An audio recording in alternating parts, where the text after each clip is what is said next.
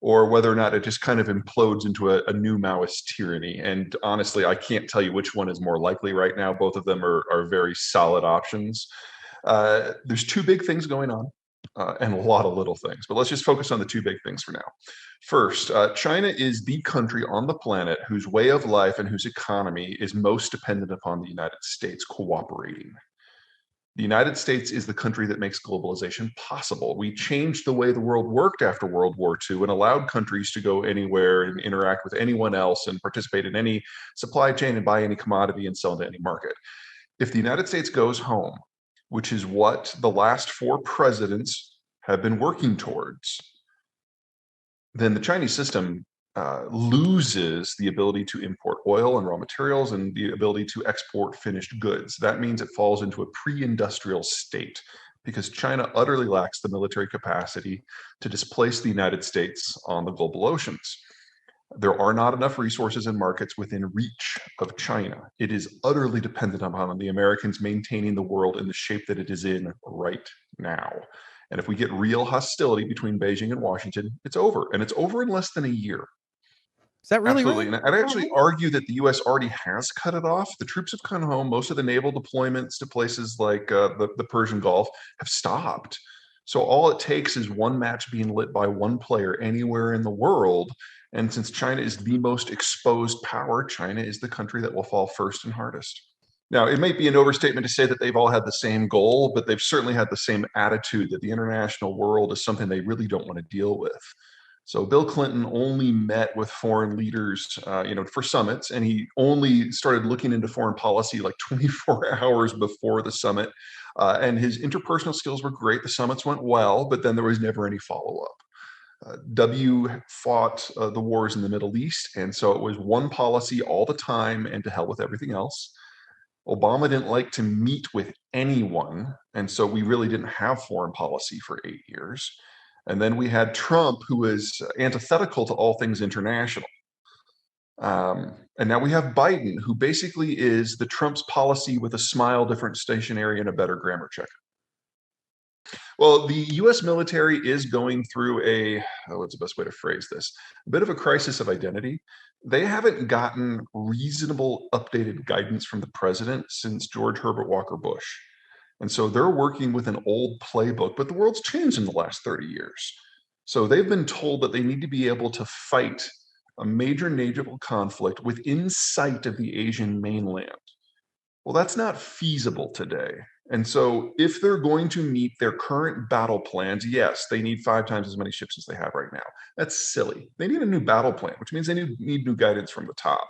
And I have a hard time believing that if we actually got into a shooting war with the Chinese, that we'd sail an aircraft carrier right up into the envelope of every weapon systems that the Chinese have.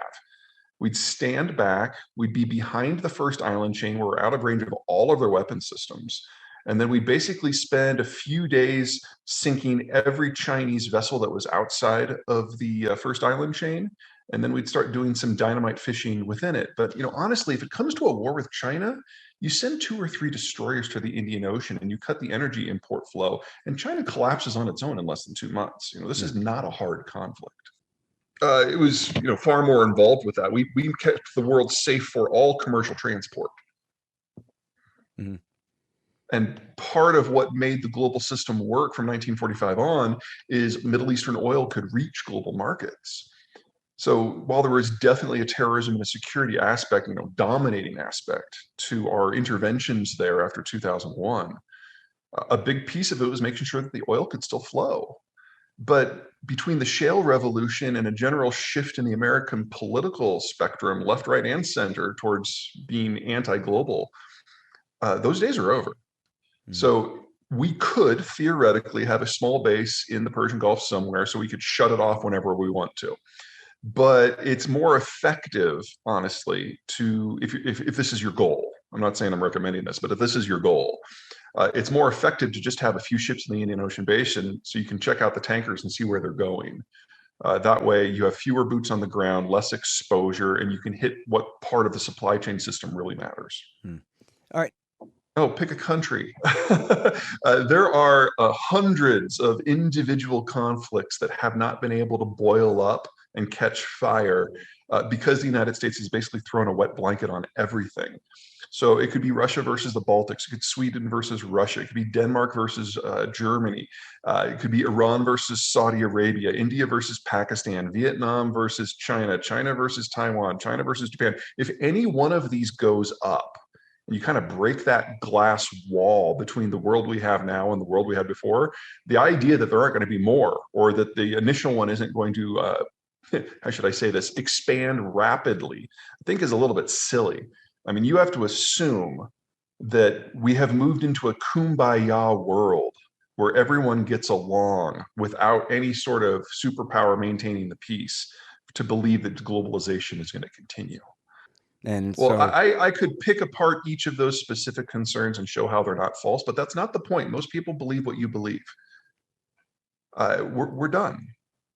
Now, we did globalization and we did global security in order to prevent a thermonuclear conflict, and it was successful.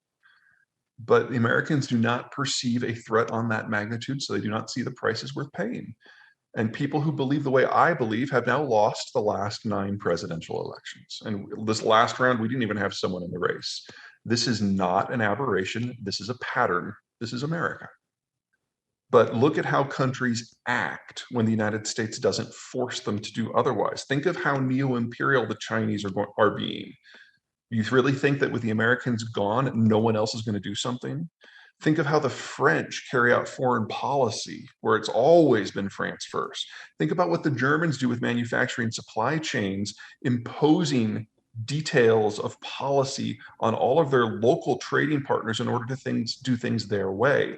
Every country has their own belief in how things should run in order to make their system better than others.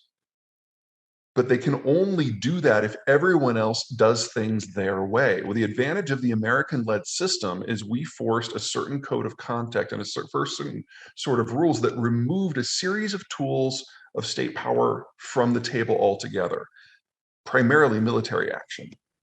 With the United States gone, you have to assume that every single country will continue to abide by that rule, except for myself. So the Chinese are being more belligerent military, but they're betting that no one else will. That's a bad bet. But think about what's going to happen the next time the Indians have an energy crisis and they see all these slow-moving super tankers full of crude going to the Chinese. It wouldn't be hard for them to take any, and it's not like the Chinese can do anything about it. And you can have some version of that story in almost every part of the global ocean, particularly at the choke points. The next time that the Iranians and the Saudis get into it over Hormuz and the U.S. isn't there, what do you think is going to happen? You want to take the really cold historical view. This is actually working out really well, because when the Shia majority has been in charge of Iraq, they have always screwed it up. They have always led to the collapse of the state. And so if you're willing to take a very cold anti-humanitarian view, this is perfect. They screw it up. They rule like they can, and they can't. Anyway, we're getting away from the core topic here. You want me to get into the second issue of why the Chinese are going to vanish? Sure, yeah. So, and when I say vanish, that's the word. They are literally vanishing as a people. Everyone's familiar with the one-child policy. It worked very well. If anything, it worked incredibly too well. And after having it in place for 35 years,